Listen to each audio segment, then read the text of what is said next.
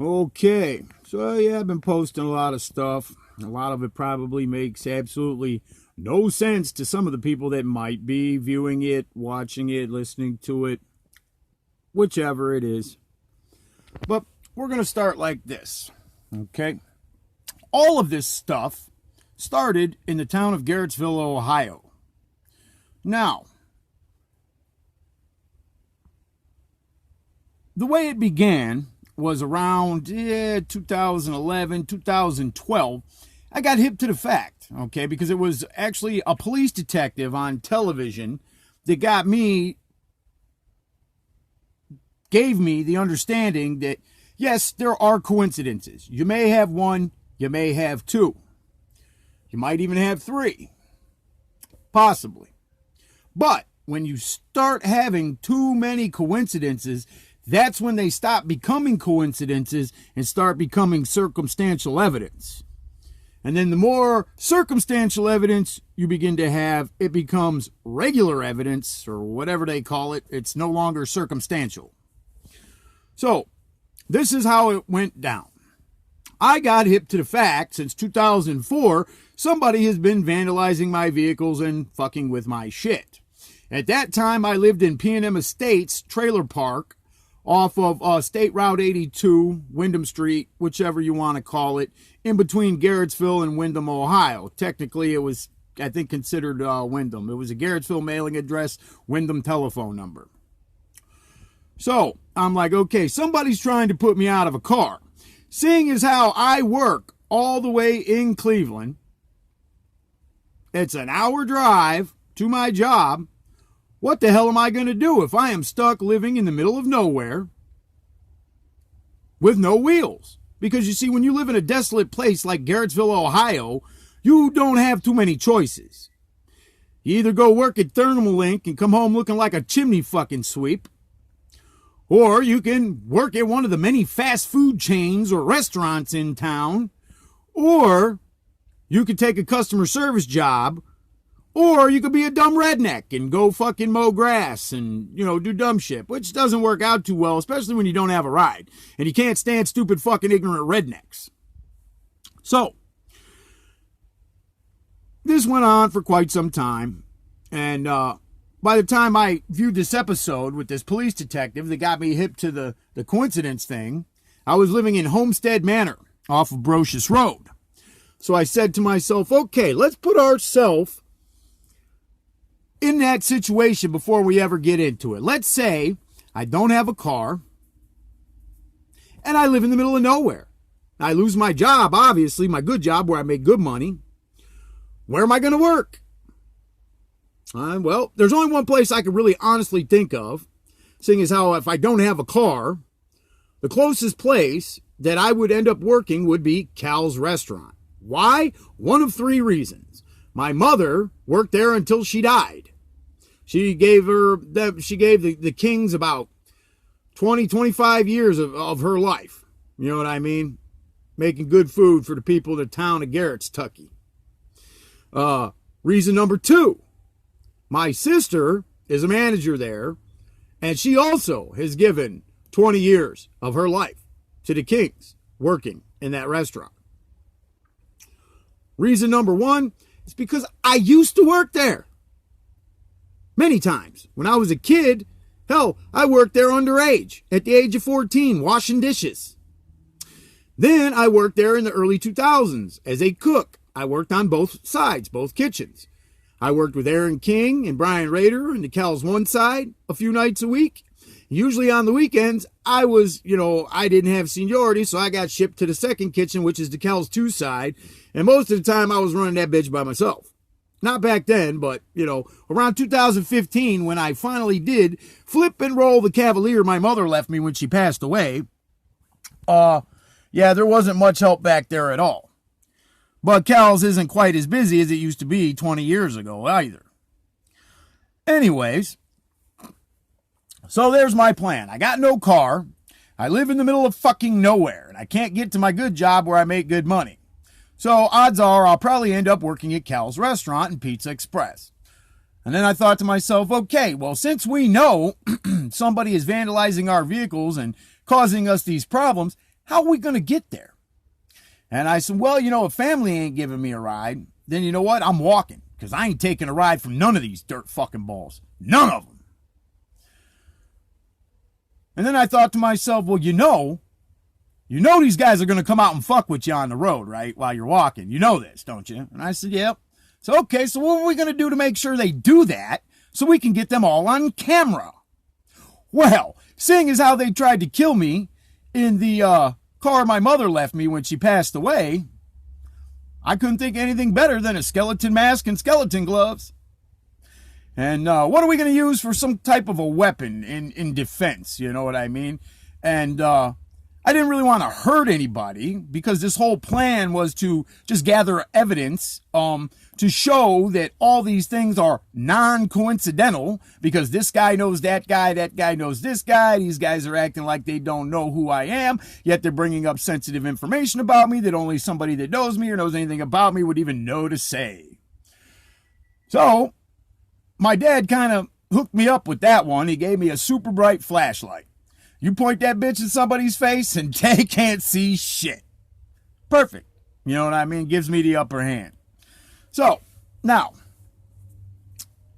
do you think it's a coincidence that I'm telling you this was my plan? I knew where I was already going to work. Then a week and a half, 2 weeks after I started working at Cal's restaurant, they did not just replace existing cameras that were still in place in that restaurant from 15 years prior. These cameras didn't even work anymore, as far as I was aware. They put one in every single corner of that restaurant. So no matter where the hell I went, I was being watched on camera. Hell, I would even test it out. Like, they put a camera up above the back door by the dishwashers area in the Cal's One kitchen. Man, I threw a fucking dish towel over that camera, hurried up, ran out the front door, and lit a cigarette. 2 seconds later, here comes Officer Eric Dunn, screeching his fucking tires around the corner of the building. Tell me that cocksucker was not watching me on them cameras, and tell me that he had a warrant. Because I know the motherfucker didn't have no warrant. Why? Because he's Aaron King's little butt buddy. They like to smell each other's drawers and put dinglings in each other's asses. So, then I got Keith Wan. Keith Wan, follow me around day and night. Aaron, oh, you're crazy. You need help. You think the whole world's out to get you. No, Keith. No, Juan. No, you fat fucking stupid prick. I don't think the whole world's out to get me, but I know somebody definitely has a problem with me, because if you listen to the recording that I uploaded earlier of the Portage County Sheriff's deputy that was at my sister's house or in the trailer park there on Brocious Road several times for me calling them out there, There's nothing normal about going through $10,000 worth of vehicles in a matter of 5 months in the year of 2018 when I moved back to this little shithole fucking town. So, where did you get your police training from, Juan? Because you need to take your dumb ass back to school, bitch. Anyways, pardon me. You'll have to forgive me. I don't like that guy. I don't like him not one little bit. Not one bit. Just like Dr. Seuss. I don't like you one little bit. Okay. So anyways, it's a real coincidence that all this shit just worked out the way it did. Yeah, because the stars just aligned the right way all the fucking time, right? Bullshit. Bullshit. So anyways, I'm on my way home from the hospital, because you'll hear an audio recording where I'm talking with Juan, and he brings up, I called for it. First off, I knew something was about to be up. So I put a hidden audio recorder on the counter going. And when the sheriff's deputy showed up, he showed up with Tim, Christopher, and Juan. Now, Christopher, I ain't got no problems with. Me and Tim always got along real well. He busted me when I was a kid for stealing a car and a bunch of dumb shit. Tim's not a bad guy. But Juan, on the other hand, is. So here's what I'm going to tell you. Like I said, they come in the door. Juan starts going off. You hear the sheriff's deputy tell me, don't worry about him. You're here to talk to me. Okay, well then why is he up my ass? Okay, so then Juan says, it's my turn to talk to you now, boy. Blah, blah, blah, blah, blah, blah, blah. So anyways, as I was saying, I showed this fat prick the video of what happened on my walk. As a matter of fact, I just uploaded the whole entire fucking video, to the dollar store that night.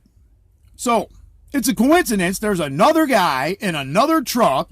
He looks like a dirtbag that don't even know how to wipe his ass. What a coincidence, Juan. Just like when Juan tells me, I'm trying to explain to him the first day, this is what I'm talking about with the whole knife thing, okay? I got hip that these guys were watching me on camera. The first time Juan stopped me, I walk into Cal's 2 dining room. Aaron King's having dinner, lunch, whatever, with Dawn Baldwin. Is it raining out there? He says to me. I said, no. And he says, well, it's gonna. I'm like, whoa, okay, whoop-de-doo. So I took my stuff off, went to the dollar store like I always do. I come out of the dollar store, Tim Christopher's standing there, and he says, Juan wants to talk to you. Stand right here. So I stand there and I wait. Juan shows up giving me the whole, I'm crazy, I need to go talk to Kevin Coleman. And I looked at him, I'm like, what you talking about, Willis? I don't need to go to no Coleman Center. Anyways, they pat me down. They search me. Why you got 2 knives, Aaron? Well, one is for my protection, was the buck knife on my belt in plain sight. The other one was a cheap folding knife that you get at the Dollar Tree for $1. So now, if you're going to walk down the road waving a knife, and this is my point, if you're going to threaten people and you're going to go that route, are you going to use a cheap dollar folding knife from the Dollar Tree, or are you going to use the one I had on my hip, which was a $40 fixed blade made by Buck for skinning animals? Well, you hear the description that the dispatcher gave. And the funniest thing about that is you're going to tell me somebody driving past me at 35, 40 miles an hour can give an exact description of what I was holding in my hands? Bullshit.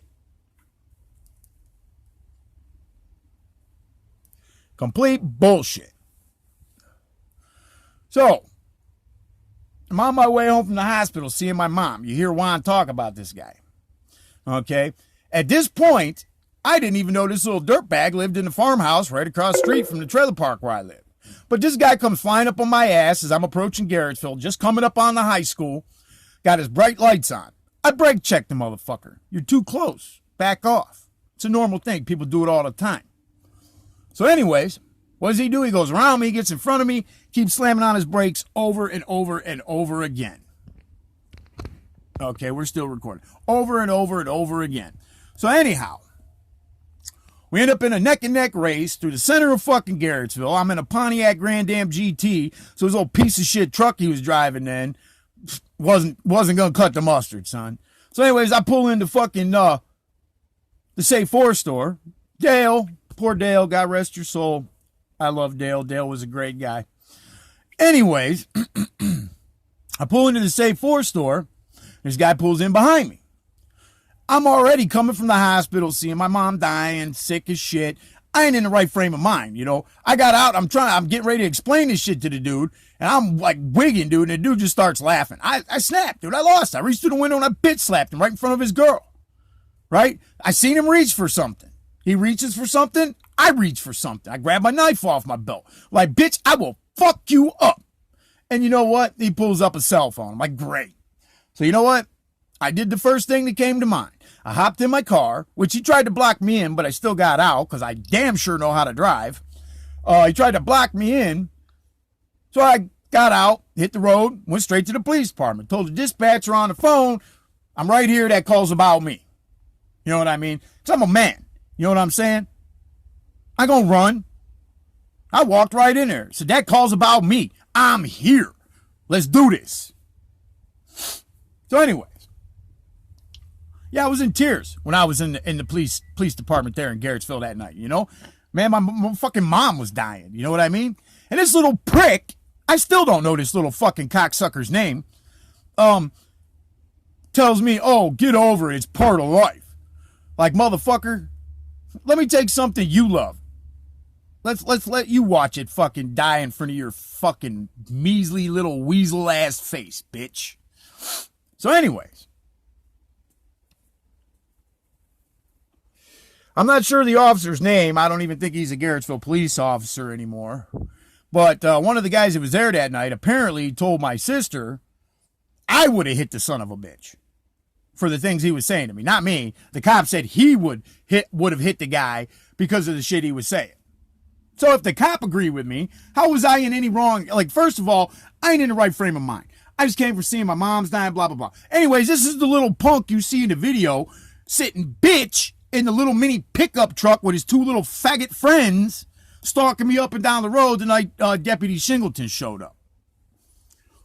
So, turns out, my nephew seen the kid I uploaded the video of talking about, I'm going to get me, I don't know if he's going to start shooting at me. First off, if you think somebody's going to come shooting at you, why are you going to go fuck with him? You must want to die. Second, I'm going to get me a Darth Vader, doesn't say it once, says it twice, a Darth Vader mask. He's acting like he doesn't know who I am, but he's bringing up sensitive things about me because at this point in my life, I trust no one. I go nowhere. I do nothing because I know something's up. I know something's at foot. And Tupac Shakur, man, genius. When it's time to handle business, lay low. You know what I'm saying? Lay low. So I lay low, man. I ain't talking to nobody. I ain't doing nothing. I ain't going nowhere. Which would explain to you, okay, why I'm telling you people, Keith Wan and Tim Christopher, besides maybe a couple people at Cal's restaurant or people watching me on the cameras at Cal's restaurant, would have even known I had that little black folding knife. No one else knew. So let's rule some possibilities out on that one. I'm at work, first and foremost. The other people around me are at work, first and foremost. They're busy doing their job, so they're not really paying all that much attention to what I'm doing, because by the time I got there, most of them were gone anyways. I don't talk to no one. I don't go nowhere, so no one else really would have even known I had that knife. You know what I mean? The only two people that really knew I owned a little black folding knife was Tim Christopher and Keith Wan. Pretty interesting. See, I don't think Juan really wanted to get me in a lot of trouble. I think he was just trying to set that up to get me to quit wearing my mask.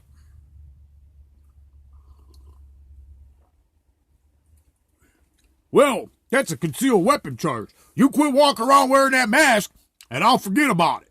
Man, fuck you, bitch. It's a free country. I'll wear whatever the fuck I want to wear. So now, here's my point. Again. The kid with the Darth Vader mask, I don't know if he's going to come shooting or what. We got this kid that walks around town. First off, you little bitch, I'm a lot older than you. I ain't no kid. And if you want to come get your ass whooped, hey, I'm down, baby. Oh, yeah. So you can suck a fat baby's dick, bitch. Anyways. My nephew is the one that brought that Facebook Live upload video he was doing to my attention. My nephew also seen this guy's truck and him in person across the street at the farmhouse where the little douchebag from the knife incident at Save 4 was living. See, I didn't even know that he lived there until all this shit went down. So, you know, I know damn well I just got some pictures back, which I'm about to upload, of some stuff, some locks. See, what I did was I got the feeling somebody was breaking in my house, in my bedroom, you know. So I took the whole doorknob off the door intentionally. 1 second. Yeah, we're still recording. Okay. So what I did was I looked up online ways to tell if somebody's breaking into your room, apartment, house, whatever. One of the first things it says when you look that up online is to look for scratch marks all over the faceplate on your deadbolt or your door lock. So, seeing as how my door lock was old and had a ton of scratch marks on it already, I eliminated it. I took that bitch off the door and I put a brand spanking new deadbolt on there. And I did this as part of a plan because of what I read online, and I already explained to you about the super bright flashlight that my dad had given me. Every night when I come in from work, I'm shining that bitch directly on the lock and the key, making sure not to leave a smudge on that bitch. Do you know, within the first month of that deadbolt being on my bedroom door, which I'm going to show you pictures in comparison, had more scratch marks all over the faceplate than the deadbolt that was on my sister's front door for probably 15, 20 years. It was probably there before she ever even bought the place. So you tell me how that's possible if nobody's breaking in my shit and I'm being super careful, purposely, to not leave a mark on there. Explain to me how that deadbolt ended up with more scratch marks on the faceplate than the one that was on my sister's front door to her mobile home for 15 to 20 years. That's not a coincidence. No way, no how. Now with what I'm explaining to you. So anyways, here's the thing. Okay, this plan worked brilliantly, except somebody is protecting somebody. Whoever had involvement in this shit obviously must have relatives in law enforcement or something. Or maybe he's just a little rich kid bitch and his little fucking rich daddy's trying to fucking protect him. I don't fucking know. I honestly don't fucking care, because you better hope I never fucking find out who the fuck you are, because if I do, you are going to suffer the most horrendous fucking death you can ever imagine for the things that this person has cost me. So now, and I don't give a fuck. I don't give a fuck. If these pigs want to take that shit as a threat, motherfucker, I don't make threats. I make promises. Ain't no law against making the promises there. Pinky swear, bitch. Anyways, it's just funny to me that, like I said, all of these posts, all of this stuff as part of a plan originated in the town of Garrettsville by the Skylanes Bowling Alley and Cal's Restaurant and Pizza Express. So now, the reason why I just got fired from my job and I'm sitting here with no money eating bowls of cereal talking to you people is because one of their new employees, and this girl was intentionally, because I'm going to upload the rest of the recordings I have from Sonic. I just like to take my time, you know. Good things come to those who wait. So anyways, this piece of Wyndham trash shows up at my job, blah, blah, blah, blah, blah. And it was just instantaneous, her trying to cause trouble with all this bullshit. I really was not interested in this girl at all whatsoever. I don't really date. There's only one girl in this whole area, one woman in this whole area that I even remotely would ever have anything to do with. One. That's it. Just her. And, yeah, so anyways, I was just suspicious because she told me that she used to cook at the Skylanes Bowling Alley in Garrettsville, Ohio for Aaron King. So now, when you go through my videos, the one with Darth Vader being compared next to a big black strap-on dildo and all that shit, the funniest thing is, hold on, here's some coffee. The funniest thing is, I lost my train of thought. 1 second. That's damn good coffee, man. Damn. Oh, yeah. Cup of coffee in the big time. Yeah. Anyways, my whole point is, all this stuff originated in that area. Then, this girl, and first off, my manager, okay, you hear me telling him how I had a talk with him about Erica being too flirty at the end of last spring, beginning of last summer, whatever, whatnot, okay? Do you know he changed the whole subject in that conversation, telling me how I need to stay out of Garrettsville and that I'm scaring people? Do you know something? He sounds just like a police officer I know by the name of Keith Wan. Which is funny because Erica seemed to know the name Keith Wan very well. So why is Joel, knowing that I have all these problems, because he's my friend, he's got my back, starts hiring with all the people that put applications in there? Why is he hiring people from Garrettsville area? Because he knows I'm very sensitive with that shit, because I've lost everything I've ever worked hard for because of these douchebag fucks. So I'm curious why Joel has such a connection to Wyndham, Ohio, because he's very partial to people from Wyndham. I mean, Autumn is a really nice girl, which is the piece of Wyndham trash cousin. Autumn is far from trash, but her cousin is. Her cousin is trash. Let me tell you. Anyways, so, it's just funny because they want to make it out that I think the whole world's out to get me. Well, let me explain this to you. No, I don't. I know somebody is. I know somebody's got a problem with me, and they like to vandalize my cars and cost me jobs and a lot of money, my relationship with my kid, all because they're a scared little bitch and don't want to get their ass beat. I mean, if you got that big of a problem that you got to keep doing this shit for a fucking 20 goddamn years, man, get it over with already. Come get your ass whooped, bitch. Let's do this. Toe to toe, man to man. But you want to be a little bitch. Run around talking shit behind people's backs and blah, blah, blah, blah, blah, blah, blah. Motherfucker, I do it all. I don't give a fuck because I'm real. I keep it real. I keep it 100. What are you? You ain't shit. You got to fucking play games with cops and city officials, and you got to have little bearded fucking bitch boys running around and pick 'em up trucks trying to fuck with somebody. Man, fuck all y'all. I keep shit 100. All right? It don't matter. First off, I'm not shy. Second off, I ain't scared. Third off, it's a piece of advice that an old friend gave to me. And it's funny because it was from beyond the grave after he passed away. About a year after he passed away. Nobody told me. I didn't even know, man. I was so devastated because, like, you just don't know the relationship I had with this dude. Like, he was like my big brother / dad kind of dude growing up. Anyways, he left me a piece of advice. Don't worry what other people think about you. There will always be those who want to see you fail because they can't succeed. Wise man. Very wise man. Owned his own business since I was a kid.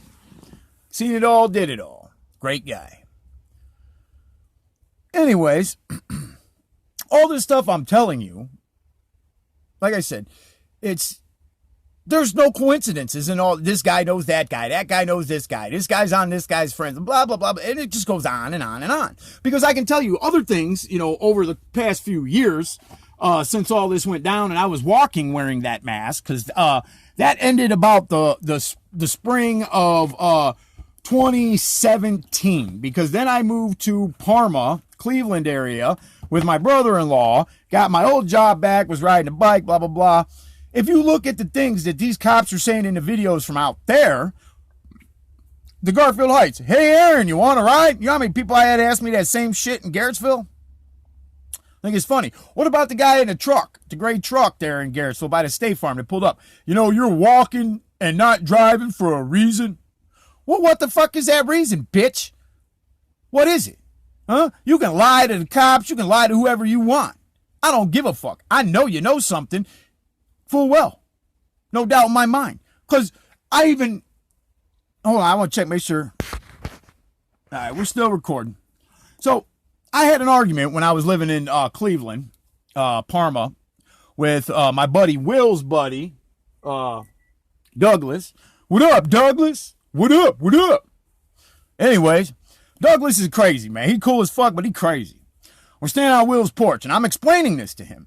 And he says, no, because my whole thing is, for that guy, he was pissed off enough. Okay, you hear him say, you flicked me off in front of my kids. On that day, I honestly did not flick anybody off for any reason. Okay? But he apparently thought I did and felt the need to come back and confront me. He went home, dropped his kids off, and came back. And it didn't take him that long to do so. Now, mind you, in the comparisons that I uploaded to YouTube from the JFK assassination, these guys were all in a certain mile radius of where I was living. Not a coincidence. So he comes back, and this guy's pissed off enough. Oh, I can talk to whoever I want. No, you can't. If somebody does not want to be around you and does not want to talk to you, you do not have the right to stay there and talk to them. Okay, that's like a crime. You know what I mean? You're like a sick stalker fuck. But anyways, this guy was pissed off and says, you're walking and not driving for a reason. Interesting. What is that reason? Because I'm an asshole? Because I'm a dick? Because I don't like people from Garrettsville? Because I fucked your wife? I don't know. Anyways, I'm on Will's porch with Douglas. And Douglas is actually kind of sticking up for the guy.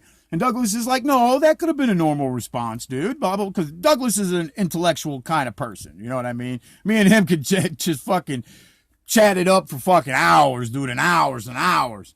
Anyways, so I had to prove to Douglas that it was not a normal response. So I did something intentionally to piss Douglas off. Do you know Douglas got all wild-eyed? He's got like baby blue eyes, dude. I'll tell you what, when Douglas get mad, them bitches went like haywire crazy. And I was just like, He's like, man, next thing you know, he's got the fucking gun from his backside over on the side of his hip. And I said, gotcha.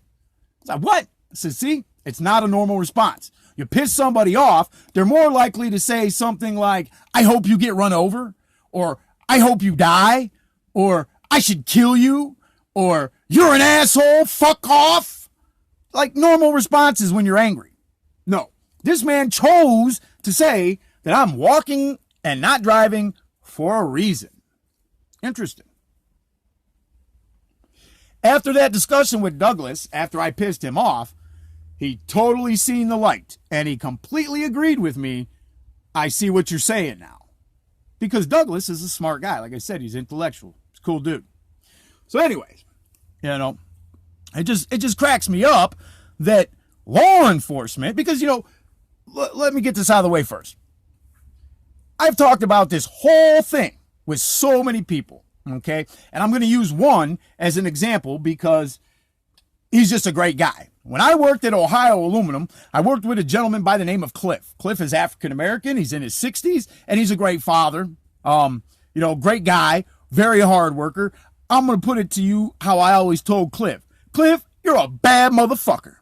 So anyways, Cliff is a very smart man. And upon talking about these things with Cliff, he agreed, yeah, there's definitely something going on there, man. Duh, But law enforcement out here in Portage County, Ohio, don't want to see that. Why?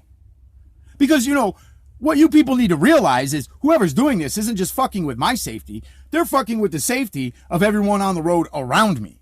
So your local law enforcement and your local sheriff's department is letting these people not just put my life at risk, but put your lives in danger and at risk. Woo! What a bunch of good cops that deserve their badges. Anyways,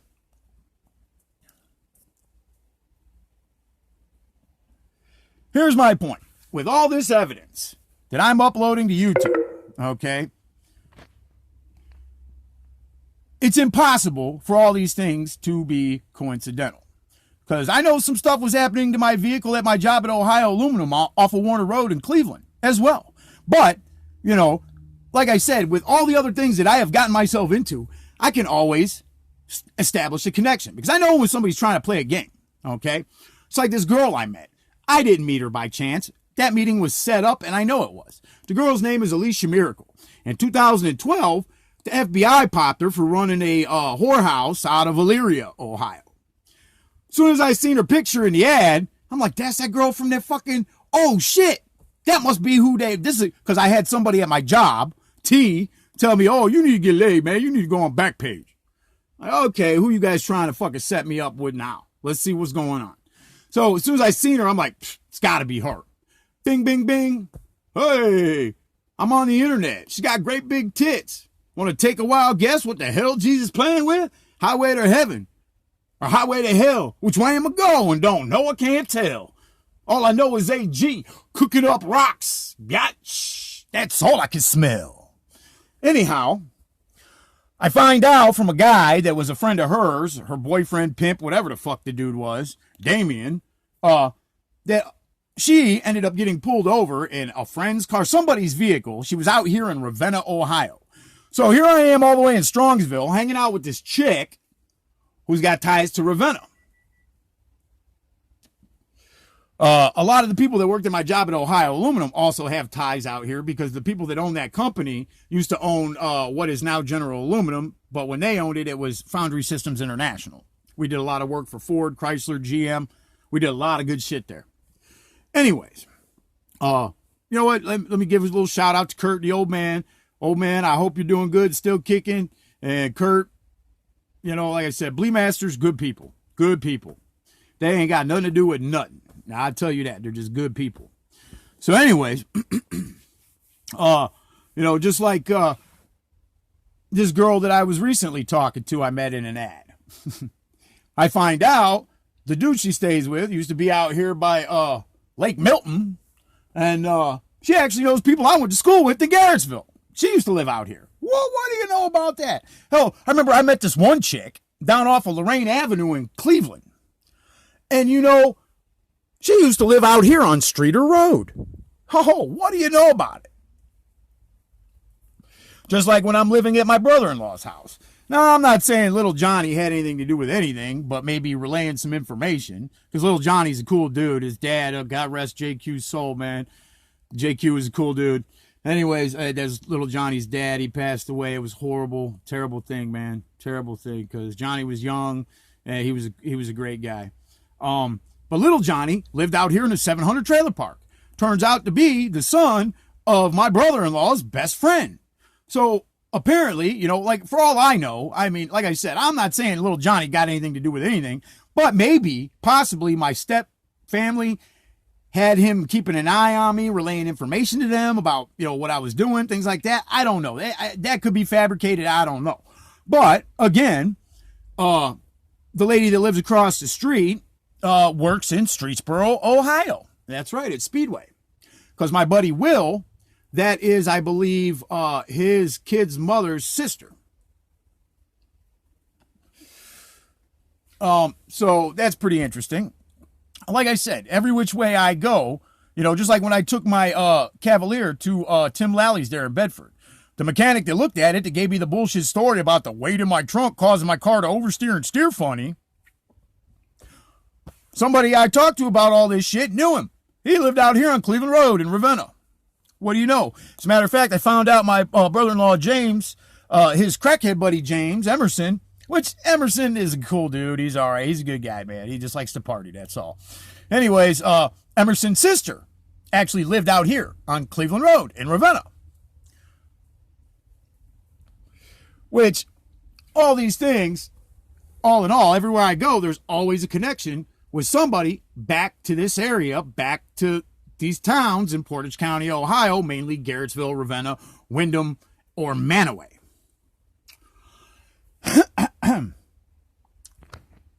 Okay, we're still recording. All right, good. So anyhow, you're going to tell me all these things, all in all. Because, see, what I'm doing here, you got to understand this. What I'm doing it like the cops do it, you see? What they do is they get a big, you ever watch, you know, CSI or fucking, you know, NYPD Blue or fucking, what's the other one? Law and Order. You know, shit like they get a big board, you know what I'm saying? And they start putting the clues up. And they start trying to connect the dots and the lines between, you know, does this guy know that guy? Do these guys share, you know, frequent the same places? You know, this, that, blah, blah. And that's exactly what I'm doing. So how is it that I can do all this and I can show all these things that are non-coincidental and all these connections, yet I still have had nothing done about it? Kind of like you think it's a coincidence. All of Donald Trump's fucking stupid fucking supporters ride around in their pick-em-up trucks with their fucking American flags, thin blue line flags, and all their bullshit. Man, fuck you. You know what I'm saying? And all the trucks that I'm uploading onto YouTube, trying to run me over, walking wearing a mask. Nah. Nope. Definitely not a coincidence. So, that being said, it's just interesting to me that, you know, I'm on vehicle 20. And you just heard the audio recording I uploaded with the sheriff's deputy, you know, telling him, because, you know, my vehicle did start riding funny that night when I left the truck stop. You know what I'm saying?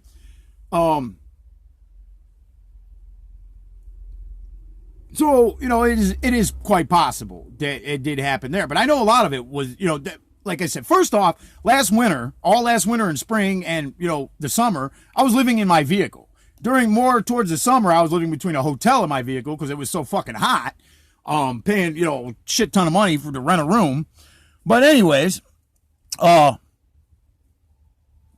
doesn't leave, you know, anybody much time or chance to get to my vehicle. Never did I ever notice anything funny when I left the hotel there in Twinsburg. So I'm pretty pretty damn sure ain't nothing being done to my vehicle there. That only leaves two places, man. That only leaves two places. Because the only places that vehicle was left at this time unattended was the Lime Ridge Road truck stop off the turnpike, because I would go there to get showers, or my job at Sonic in Streetsboro, because those are the only two places that vehicle was left unattended where somebody could have a chance to do things like that. As a matter of fact, our GM Rick, they were supposed to move the one camera and put it on the vehicles. Never touched it. Never touched it. That bitch never moved. Interesting. So, you know what? And he can go ahead and lie and say that nobody ever said that bullshit, but I'll just play the audio recording back to your ass. You know what I'm saying? I'll hop in my fucking DeLorean, get that bitch up to 88 miles an hour. Bam. You want to hear it? Let's go. Anyways, a lot of weird shit, you know. Here's an example. One night I'm at the truck stop. I come out from taking a shower, and there's this vehicle in the parking lot that was not there when I pulled in.